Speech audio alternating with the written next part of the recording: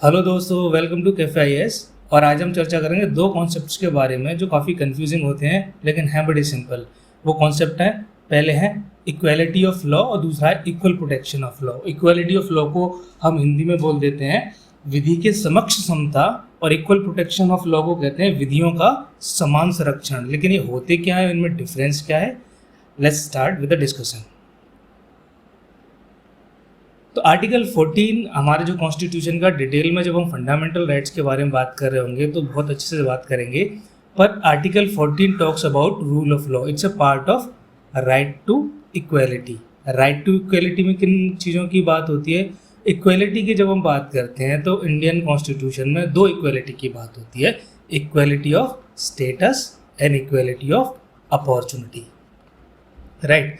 So rule of law क्या कहता है? रूल ऑफ लॉ तीन चीज़ों पर बेस्ड है: absence of arbitrary power, equality before law and rights of the people must flow from the custom and tradition.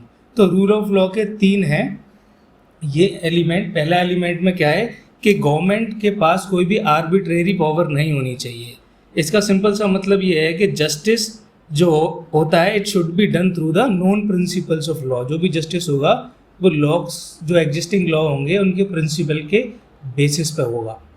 Equality before law detail में हम पढ़ेंगे। इसका मतलब ये है कि कोई भी लॉ से ऊपर नहीं है, no buddy is above law, law सबके ऊपर है। तीसरा है कि right of the people must flow from the customs. इसमें यह माना जाता है कि constitution is not the source. जो इंडिविजुअल राइट्स हैं वो कॉन्स्टिट्यूशन नहीं था, उससे पहले से भी एंजॉय किए जाते रहे थे। कॉन्स्टिट्यूशन ने आके क्या किया, सिर्फ इन लॉज एंड राइट्स को कंसोलिडेट कर दिया और कोडिफाई कर दिया। तो इंडिया के जो आर्टिकल 14 में रूल ऑफ लॉ की बात की गई है उसमें इन दोनों चीज़ों को माना गया है, इन दोनों एलिमेंट को इंक्लूड किया गया है। इस वाले रूल ऑफ लॉ के एलिमेंट को एक्सक्लूड कर दिया गया है। ठीक है, तो कौन कौन से एलिमेंट इंक्लूड है रूल ऑफ लॉ? अगर हम आर्टिकल 14 की बात करें, देखिए ये तीन एलिमेंट हैं वो रूल ऑफ लॉ के एलिमेंट हैं, जबकि आर्टिकल 14 में ये दो एलिमेंट ही इंक्लूड किए गए हैं along with the equal protection of law. ठीक है, तो हमारा मेन कॉन्सेप्ट है आज का इक्वल प्रोटेक्शन ऑफ लॉ और इक्वलिटी ऑफ लॉ में डिफरेंस। तो हम बात कर लेते हैं उनकी। पहले बात करते हैं इक्वल प्रोटेक्शन ऑफ लॉ। देखिए इसका ओरिजिन है वो है अमेरिकन कॉन्स्टिट्यूशन। अमेरिकन कॉन्स्टिट्यूशन से लिया गया है ये, और पॉजिटिव कॉन्सेप्ट है। पॉजिटिव कॉन्सेप्ट कैसे है? देखिए लॉ को हम कहते हैं लॉ इज ब्लाइंड, ठीक है, उसके लिए सब बराबर है। लेकिन इक्वल प्रोटेक्शन ऑफ लॉ में आप देखिए, इक्वल प्रोटेक्शन ऑफ लॉ में पॉजिटिव किस तरह से है कि right to equality of treatment in equal circumstances, equal will be treated alike. मतलब जो जिस तरह के इक्वल सर्कमस्टेंसेस में होगा वो इक्वली ट्रीट किया जाएगा, यानी equal should be treated alike. ये देखिए, ठीक है, तो equal law should be applied to all persons who are similarly placed, so it ensures the equality among equals. इसको ऐसे समझ सकते हैं कि पॉजिटिव डिस्क्रिमिनेशन कर सकता है स्टेट, यानी कि कोई रिच है कोई पुअर है, तो पुअर को ऐसा नहीं कि रिच के साथ कंपेयर किया जाएगा। फॉर एग्जांपल टैक्सेस की हम बात करें तो रिच के लिए अलग है इनकम क्लासिफिकेशन, इनकम इनइक्वालिटी के आधार पर टैक्सेशन होता है, प्रोग्रेसिव टैक्सेशन होता है। फॉर एग्जांपल कोई गरीब है और सिर्फ 2 लाख रुपए कमाता है, ठीक है, या फिर इससे भी कम कमाता है, तो इसमें क्या होगा, टैक्सेशन का मतलब क्या होगा, 10%, 15% इस तरह की टैक्सेशन रेट्स हैं। लेकिन वही अगर कोई इंडिविजुअल 10 लाख से ऊपर कमाता है या फिर 20 लाख से ऊपर कमाता है तो उसके लिए टैक्सेशन रेट डिफरेंट हैं। इसी तरह से सब्सिडीज़ हैं, जो भी लोअर मिडिल क्लास हैं जो अफोर्ड नहीं कर पाते कई चीज़ें, उनके लिए सब्सिडीज़ दी जाती हैं जिनसे उन पर फाइनेंशियल बर्डन कम पड़े। तो इक्वल प्रोटेक्शन लॉ का क्या मतलब है?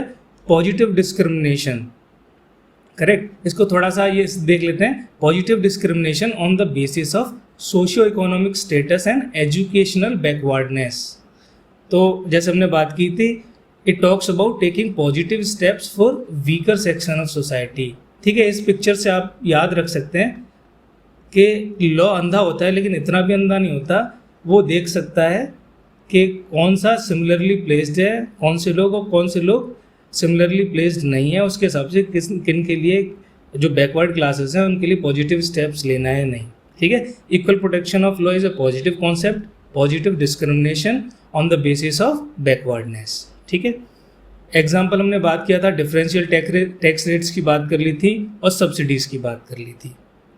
इसको कहते हैं विधियों का समान संरक्षण, equal treatment to the equally placed people, ठीक है। एक केस देख लेते हैं और क्लियर हो जाएगा। एक Yusuf versus state of Bombay 94 case में क्या हुआ था कि जो भी एक कोर्ट का फैसला आया था वो विमेन के फेवर में आया था। एडल्ट्री का कोई केस था, ऑफेंस था उससे रिलेटेड, और जो फेवर डिसीजन आया था, वर्डिक्ट आया था, वो विमेन के फेवर में आया था।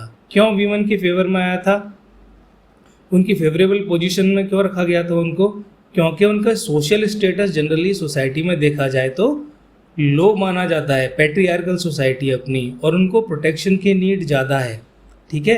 तो आइडली जो लॉ था वो सबके लिए बराबर होना चाहिए, लेकिन यहाँ पे क्या फॉलो किया गया, कौन सा कॉन्सेप्ट फॉलो किया गया?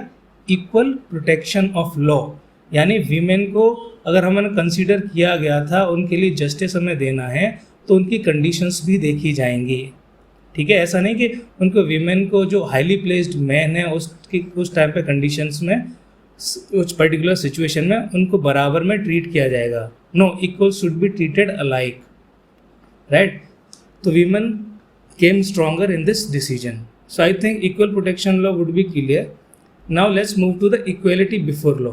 इक्वेलिटी बिफोर लॉ में सिंपल सा है, ब्रिटिश ओरिजिन है, नेगेटिव कॉन्सेप्ट है।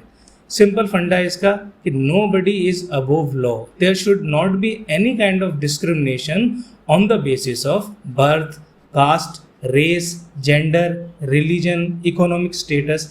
इनके बेसिस पर किसी तरह का डिस्क्रिमिनेशन नहीं करेगा लॉ, और सभी के लिए बराबर होगा, यानी मोदी हो या फिर कोई गरीब इंसान हो, लॉ सबके लिए बराबर है, right. So it talks about the absence of any special privilege in favour of individual, यानी कि किसी भी इंडिविजुअल के लिए कोई भी स्पेशल प्रिविलेज नहीं होगा, सभी के लिए लॉ बराबर होगा। जबकि देखिए इक्वलिटी बिफोर लॉ में तो ये होता है, इक्वल प्रोटेक्शन ऑफ लॉ में क्या था कि वहाँ पे हम स्पेशल प्रिविलेज देखते थे, पॉजिटिव डिस्क्रिमिनेट कर सकते थे, कोई वर्डिक्ट देते टाइम, किसी के लिए फैसला सुनाते टाइम, ठीक है। तो equality before law is a negative concept. तो आज के लिए बस इतना ही, होपफुली आपका ये क्लियर हो गया होगा। Thank you very much.